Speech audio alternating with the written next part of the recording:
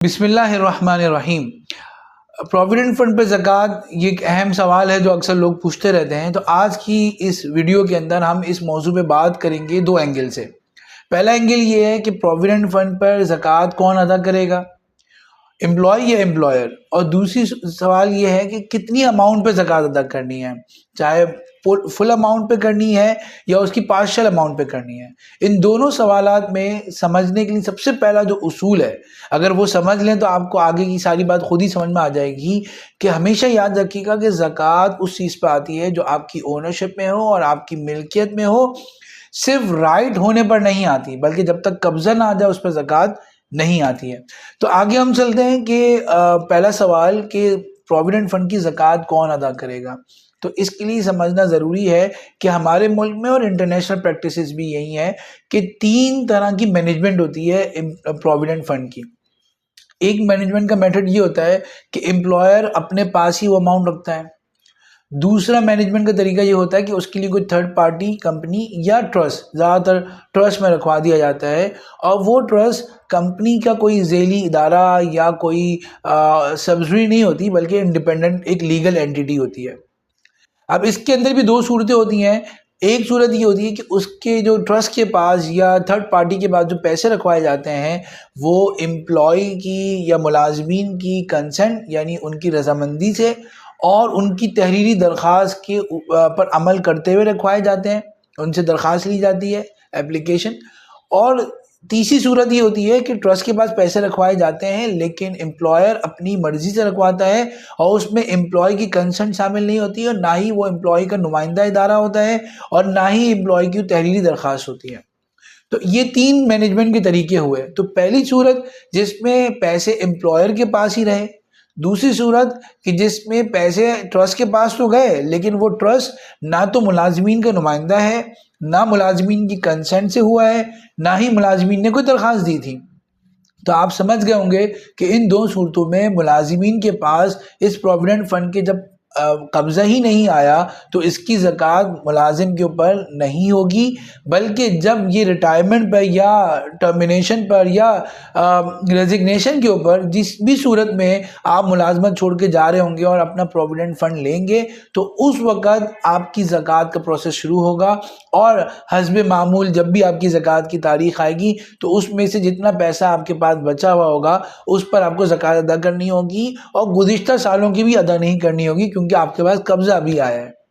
लेकिन तीसरी सूरत जो हमने बताई थी कि ये पैसे किसी ट्रस्ट के पास रखवाए हुए हैं और वो ट्रस्ट कंपनी का नुमाइंदा नहीं है, ना कंपनी का कोई सब्सिडरी है, कोई झेली शोबा है, बल्कि वो आपका यानी मुलाजमीन का नुमाइंदा ट्रस्ट है। इस सेंस में कि या तो उसमें मैनेजमेंट में एम्प्लॉय शामिल है या एम्प्लॉय की कंसर्न से उसमें ट्रांसफ़र किया गया है और एम्प्लॉय ने कोई एप्लीकेशन दी है। तो इस सूरत में चूंकि वो ट्रस्ट मुलाजमीन का नुमाइंदा है तो जैसे ही उस ट्रस्ट के पास वो पैसे आएंगे तो गोया कि मुलाजमीन के पास पैसे आ गए। अब इन मुलाजमीन की ज़िम्मे शरन लाजिम होगा कि हर साल वो मालूम करें, अपनी पे स्लिप में भी आ जाएगा या किसी भी तरीके से ऑनलाइन पोर्टल पे जाकर मालूम करें कि हमारे कितने पैसे प्रोविडेंट फंड में जा चुके हैं और उन पैसों पर मुलाजमीन ने ज़कात हर साल अदा करनी होगी। और अगर हर साल अदा नहीं की तो जब वसूल हो जाएंगे तो उनकी गुज़िश्ता सालों की भी ज़कात अदा करनी होगी। तो ये तो पहला सवाल मुकम्मल हो गया कि प्रोविडेंट फंड की ज़कात कौन अदा करेगा। अब दूसरा सवाल ये है कि क्या प्रोविडेंट फंड की कुल अमाउंट पे ज़कात देनी होगी या उसकी किसी पार्ट पेमेंट पे या पार्शियल अमाउंट पे देनी होगी। तो इसके लिए एक बेसिक उसूल समझ लें कि ज़कात हमेशा हलाल और जायज़ माल पे आती है। नाजायज़ माल पे, हराम माल पे ज़कात नहीं होती, बल्कि उसको पूरा का पूरा अपनी मिल्कियत से निकालना और सदका करना बग़ैर सवाब की नीयत से देना लाजिम होता है। तो अगर आपको ये उसूल समझ में आ गया तो आपको ये समझ आ गया होगा कि प्रोविडेंट फंड पे किस अमाउंट पे ज़कात देनी होगी। क्योंकि देखिए प्रोविडेंट फंड तीन चीज़ों से मिलकर होता है, तीन कंपोनेंट होते हैं। एक आपकी तनख्वाह का वो हिस्सा जो आपकी तनख्वाह से काट कर इस फंड में डाला जाता है, नॉर्मली वो 8.3% या अराउंड इस तरह की कोई अमाउंट होती है। दूसरा, उसी के इक्वलेंट अमाउंट कंपनी भी लॉ के मुताबिक वो अपनी तरफ से पैसे उस फंड में शामिल करती है। और फिर तीसरा ये होता है कि इन दोनों पैसों को मिलाकर कहीं इन्वेस्ट कर दिया जाता है, किसी कारोबार में लगा दिया जाता है, किसी बैंक में रखवा दिया गया है और उस पर जो रिटर्न आता है। तो ये 3 चीज़ें मिलाकर आपका प्रोविडेंट फंड बनता है। तो पहली 2 चीज़ों में तो कोई सवाल नहीं है, पहली 2 चीज़ें तो बिल्कुल जायज़ हैं, क्योंकि आपकी तनख्वाह है और कंपनी की जो है ना उसमें इक्विवेलेंट अमाउंट शामिल की गई है। तो अगर आपकी मुलाजमत जायज़ है तो ये प्रोविडेंट फंड का ये पहले 2 कंपोनेंट तो बिल्कुल जायज़ हैं और इनकी ज़कात जैसे कि हमने पहले पार्ट में बात की उसके मुताबिक अदा करनी होगी। सवाल तीसरे कंपोनेंट का है कि जो उस पर रिटर्न आया है, जो प्रॉफिट आया है, उसकी भी ज़कात देनी है कि नहीं देनी है। तो इसमें देखिए इसकी 2 सूरतें हो सकती हैं, या तो वो कंपोनेंट जो प्रॉफिट आया है वो किसी नाजायज़ कारोबार से आया है या किसी नाजायज़ बैंक में, सूदी बैंक में रख के हासिल किया गया है, या इसके बरक्स है कि वो जायज़ कारोबार से आया है और गैर सूदी इस्लामी बैंक से हासिल हुआ है। अगर वो जायज़ कारोबार से आया है या वो जायज़ बैंक से हासिल हुआ है तो फिर उसकी भी मुकम्मल ज़कात अदा करनी होगी, क्योंकि वो हलाल माल है।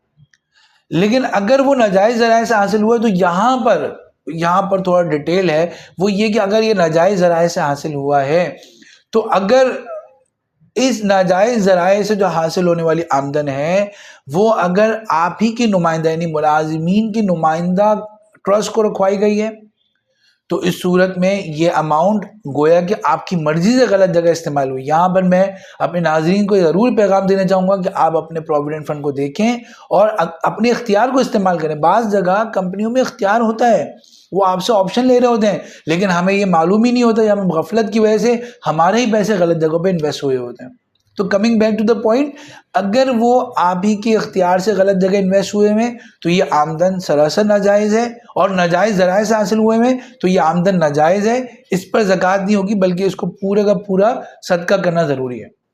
लेकिन अगर आपके ट्रस्ट आपके नुमाइंदा ट्रस्ट में नहीं रखे हुए बल्कि वो इदारे ने अपने पास या अपने ही तरफ से किसी इंडिपेंडेंट ट्रस्ट में रखे हुए हैं, जैसे कि हमने पहले सेकंड सूरत में बयान किया था, और इस सूरत में अगर वो इख्तियारी कटौती है, गैर इख्तियारी कटौती है, यानी अगर आपके ऑप्शनल है, आपसे ऑप्शनल है कि ये हम फंड की कटौती करें, डिडक्शन करें, तो इस सूरत में भी जो अमाउंट आएगी वो भी आपके लिए रखना जायज़ नहीं है, तो उसको भी सदका करना होगा। लेकिन अगर वो जबरी है यानी मैंडेटरी डिडक्शन है और आपसे नहीं पूछा गया है तो इस सूरत में जो अमाउंट आएगी उसको लेने की गुंजाइश है।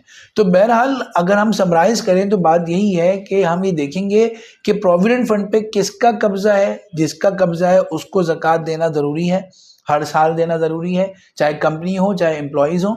और इसी तरह कितनी अमाउंट पे ज़कात देना ज़रूरी है, तो जो अमाउंट जायज़ है, जो हमारे लिए इस्तेमाल करना भी जायज़ है, उस पर ज़कात देना भी ज़रूरी है, और जो अमाउंट नाजायज़ है जिसको सिर्फ बग़ैर सवाब के सदका करना है तो उस पर ज़कात नहीं है बल्कि उसको टोटल अमाउंट को सदका करना होगा।